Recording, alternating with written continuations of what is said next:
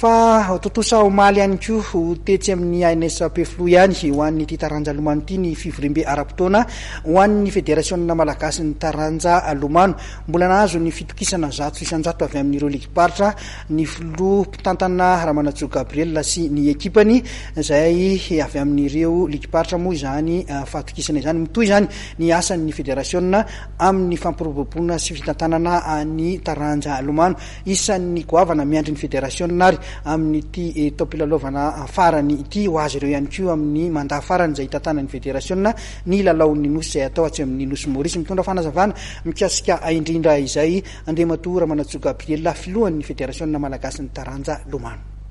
Raha ny fahavitan'ny fivorimbe fanao isa-taona ho an'ny fédérationna izay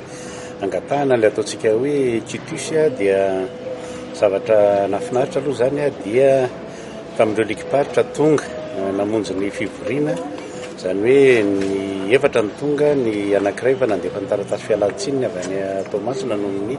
Antony tsy azo anoarana dia tsy tonga rareo dia nahazo tamin'ireo efatra tonga zany dia nanome anay ny fitokisana indray ireo ligiparitra anankiefatra ireo afahanay amin'ny tantana ny fédérationna amin'ny ty taona 2024 sy 2024 ity izay araka ny efa voalazana tao hoe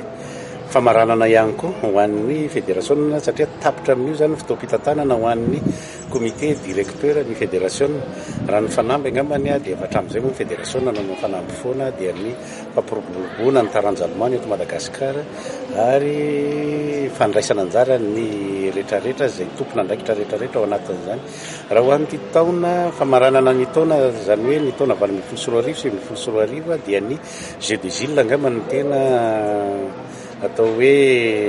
tanjona ho an'ny fédérationna ny fanomanana an'izany dia ny azahoan'ireo médaille mihoatra noho ny azony tamin'ny lalao farany teo izay natao tany amin'ny nosy La Réunion izy iny raha tsy diso dia ao anatin'izay zany zay dia vao manomboka ny vitany fanokafany ty taopilalaovany ity dia efa hifototra sady amin'ny fanomanana an'ireo ankizy hiatrika an'izany Jeux des Îles zany. Dia eo ihany koa amin'ny faharoa dia ny fampitaovana io moa zany zavatra nomboka ny taona dia noho ny ezaky ny fédérationna dia nahazo an'ilay ataontsika hoe lindo zany ny fédérationna izay fitaovana vaovao izy io hoentina ahafahany ankizy milomano anatin'io rano io dia amin'ny ty taopilalaovany ity koa ny fédérationna ny eritreritra atao hoe azo angambany izay ny ilazako azy ny ampahany amin'ireo fampitaovana amin'ilay ataontsika hoe tableau électronique maromaro ihany io fitaovana io ary lafolafo ihany fa ampahany ihany dia io moa zany rehefa tonga ny fotoana mpifidianana ka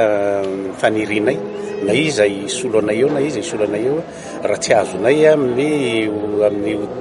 ty taona ity sy amin'ny heritaona ny io fampitaovana io zany hoe izy amin'ny izy rehetrarehetra fa mety ampahany ihany ny azonay dia mba nirarina mba ho azo amin'ny manaraka indray na zay hitantana azy eo mba tsy ho very fotsiny ilay fitaovana efa azo amin'io ty fitaoam-pitantanana farany ty. Maromaro ihany ireo mieritreritra hoe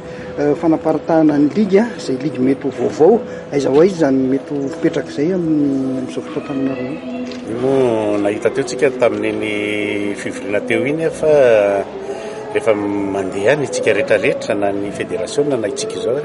dia mitombo tsy akijanona nisan'ny dobo fimanosana eto Madagasikara fa mety olana kely fotsiny nga mandeha tsy